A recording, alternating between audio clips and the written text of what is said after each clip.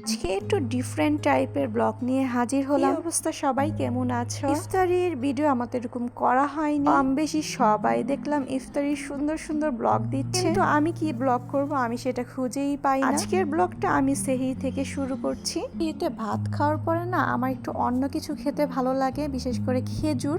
একটা বা দুইটা খেজুর খেলে মনে হয় যে সেহরি খেয়েছি, বা একটা কলা। যদি এগুলো কিছু না খাই তাহলে মনে হয় সেদিনকে আমি সেহরিই খাইনি। মনটা কি শুধু আমার সাথে হয় না তোমাদের সাথে হয়? অবশ্যই জানাবে। আর আমার ছেলেকে সেহরির সময় ডাক দিতে হয় না, সে অটোমেটিকলি ঘুম থেকে উঠে বসে বসে মোবাইল দেখা শুরু করে দেয়। ও না কিভাবে যেন বুঝে যায় সেহরির সময় হয়ে গেছে, ঘুম থেকে উঠতে হবে। আর বারান্দায় আসার পরে দেখলাম যে রাস্তাঘাটে কোনো মানুষ নেই, একদম রাস্তাঘাট পুরো ফাঁকা, তেমন কোনো গাড়িও নেই। পরের দিন সকাল থেকে ভিডিওটা আবার চালু করলাম। স্কুল কলেজ বন্ধ হওয়াতে রাস্তাঘাটে আসলে তেমন মানুষ নাই, খুব কম মানুষ।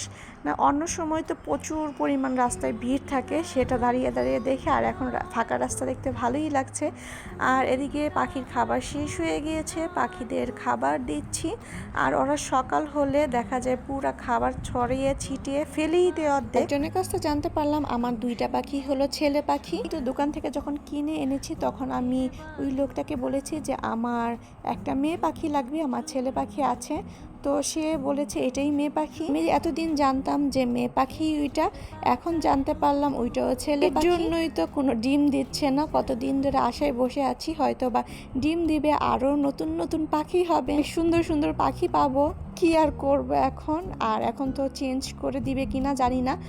আর এদিকে আমি আছি ইফতারির জন্য একটা ডেজার্ট তৈরি করছি, নাম দিব এই ডেজার্টটা আসলে জানি না। ইফতারিতে ঠান্ডা ঠান্ডা ডেজার্ট খেতে কিন্তু অনেক বেশি ভালো লাগে। আর এই ডেজার্টটা আমি রেডি করে ফ্রিজে রেখে দিব, যখন পুরোপুরি ঠান্ডা হয়ে যাবে তখন ফ্রিজ থেকে বের করে ডেজার্টটা খাবো। ইফতারি করার পরে না কিছু মিষ্টি কিছু খেতে ভালো লাগে, তাই ভাবলাম আজকে এই ডেজার্টটা তৈরি করি। আমি এখানে আধা কেজির মতন দুধ নিয়েছি, আর এখানে আমি পরিমাণ মতন চিনি, একটু লবণ আর সাবু দিয়ে দিচ্ছি। এখানে আমি একটু ঘন করে নেব, এটাকে সাবুর পায়েস বলেও থাকে।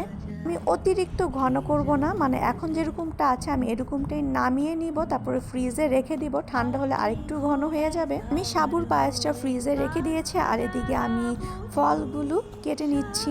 তো এই ফলগুলো আমি বিকালের দিকে কাটছি, আমি ওগুলো ফ্রিজে ঠান্ডা করে তারপরে ফলগুলো অ্যাড করব। মাঝখানে আমি একটু বিকালের দিকে ছাদেও গিয়েছিলাম, ছাদ থেকে এসে দেখলাম তেমন কোনো এখন সময় নেই, খুব তাড়াহুড়া করে করছি। তো আমার এটা এখনই বানাতে হবে, কেননা ইফতারির পরে না আর এনার্জি থাকে না বানানোর।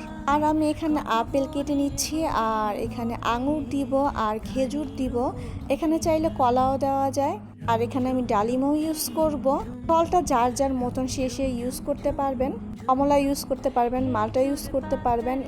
আমি 3-4 রকমেরই ফ্রুটস এখানে ইউজ করব। যত ফ্রুটস দিব আমার কাছে মনে হয় তত বেশি মজা হবে। ফ্রিজ থেকে ঠান্ডা ঠান্ডা পায়েসটা আমি বের করে নিয়ে এসেছি, এখন হলো মিক্স করার পালা।